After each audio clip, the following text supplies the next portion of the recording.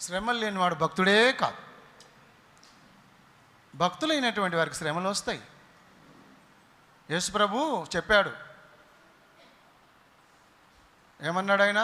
బండ మీద ఇల్లు బుద్ధిమంతుడు బండ మీద ఇల్లు కట్టుకొనును. బుద్ధిమంతుడు బండ మీద ఇల్లు కట్టుకొనును.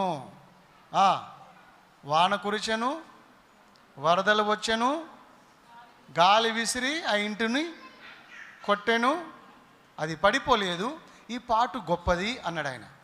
వాన కురియును, వరదలు వచ్చును, గాలి విసిరి ఆ ఇంటిని కొట్టును, అది పడిపోలేదు. దాని పాటు గొప్పది, అది బండ మీద కట్టబడింది. ప్రతి విశ్వాసి స్థిరబుద్ధి గలవాడై,